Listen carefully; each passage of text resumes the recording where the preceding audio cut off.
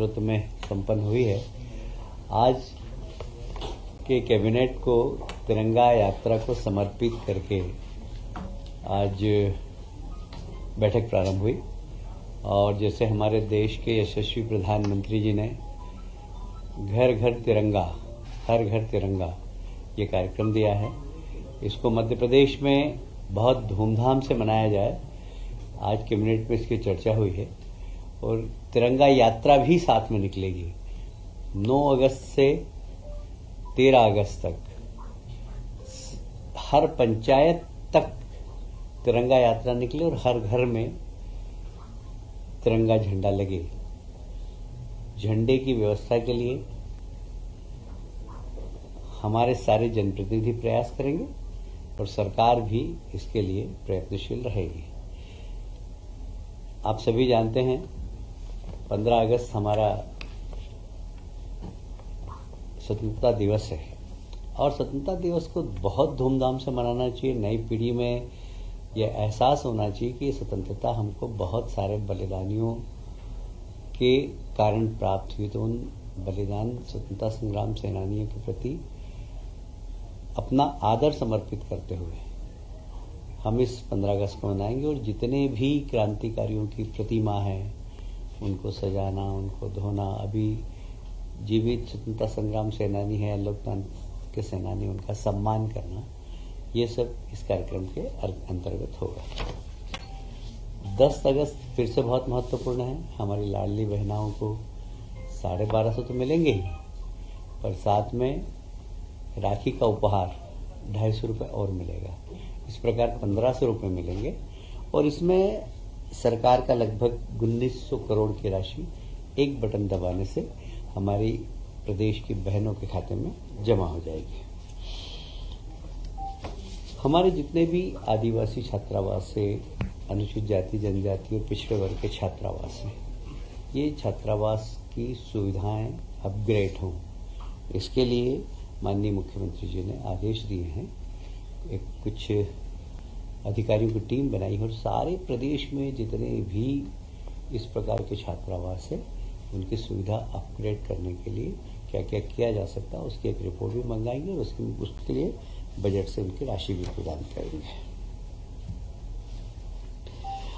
आज एक और महत्वपूर्ण घोषणा है। आप सभी जानते हैं कि हमारे प्रदेश के यशस्वी मुख्यमंत्री डॉक्टर मोहन यादव जी ने जैसे ही शपथ ली थी और शपथ के बाद किसानों की एक सबसे बड़ी समस्या होती है सीमांकन, नामांकन, इसकी बहुत बड़ी समस्या थी। उसको पहले उन्होंने 1 महीने का समय दिया था, इस बार फिर 1 महीने का समय दिया है और बहुत सारे नामांकन बंटवारे के जो प्रकरण है वो एकदम निराकरण हो रहे हैं। अब साइबर तहसील चालू करने का भी निर्णय हो गया है। अभी तक नामांतरण की प्रक्रिया में, बंटवारे की प्रक्रिया में 75 दिन लगते थे। जैसे ही ये साइबर तहसील पूरे प्रदेश में चालू हो जाएगी, ये 25 दिन के अंदर, 30 दिन के अंदर सारे प्रकरणों का निराकरण हो जाएगा। आप सभी जानते हैं कि भगवान कृष्ण ने शिक्षा उज्जैन में ग्रहण की थी, संदीपनी आश्रम में, और मध्य प्रदेश से उनका बड़ा रिश्ता है। यहीं पर सुदामा जी की और उनकी मित्रता की गाथा, वो गांव भी हमारे उज्जैन जिले के अंदर ही है और इसलिए जन्माष्टमी बहुत धूमधाम से मने और इसके लिए जनता से भी आग्रह किया है, कार्यकर्ताओं से भी आग्रह किया और कई स्थानों पर शासन में भी कार्यक्रम होंगे जन्माष्टमी पर। बहुत धूमधाम से जन्माष्टमी मने, उसके लिए माननीय मुख्यमंत्री जी ने इच्छा प्रकट की है। रक्षाबंधन पंचायत स्तर तक हो, हमारी बहनों के बीच में जाएं हम और रक्षाबंधन का पर्व मनाएं, आपस में एक दूसरे के चर्चा के माध्यम से सुख दुख का बंटवारा करें और रक्षाबंधन भी बहुत धूमधाम से मनाने का निर्णय लिया गया है।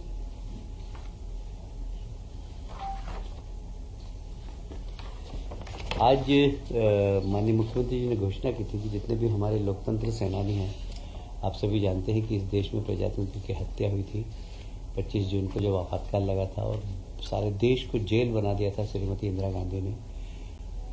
वे सब लोग जो आज प्रजातंत्र की दुहाई देते हैं, उन लोगों ने ही प्रजातंत्र की हत्या की थी। उस समय पूरा देश जेल बन गया था और बहुत सारे उसमें से निरपराध लोग 24-24 महीने जेल में रहे, 18-18 महीने जेल में रहे। उनको लोकतंत्र सेनानी के नाम से सम्मानित किया गया था और उन्हें मानदेय भी दिया जा रहा।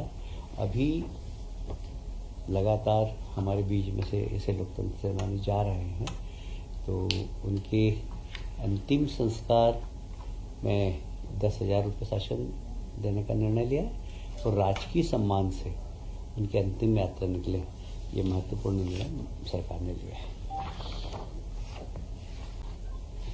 देखिए, हमारा प्रदेश एक प्रोग्रेसिव प्रदेश है और जिस तरीके से लगातार एक डायनेमिक तरीके से व्यवस्थाओं में परिवर्तन हो रहा है, तकनीकी आ रही नहीं।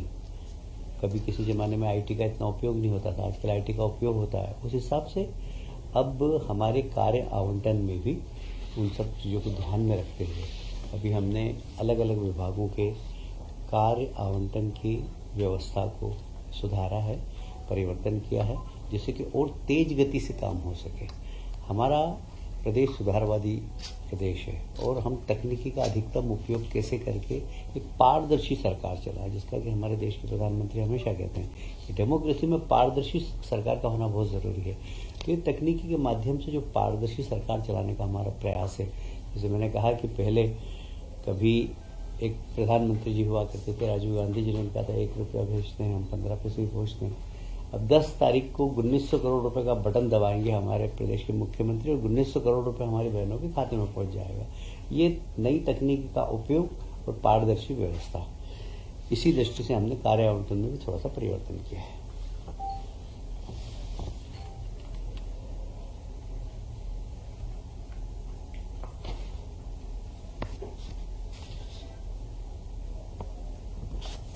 अभी आप जानते हैं कि मैंने जैसे कहा कि नई तकनीकी, अब ई कैबिनेट, इसमें हम पेपरलेस व्यवस्था चाह रहे हैं।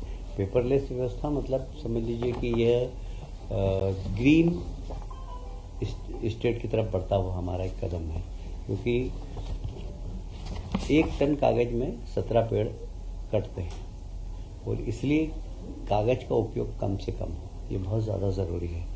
और ई कैबिनेट प्रणाली के अंतर्गत हमने थोड़ा सा शासन के जो कार्य नियम है उसमें संशोधन किया है, जिससे कि ई गवर्नमेंट, ई गवर्नेंस ये हो सके।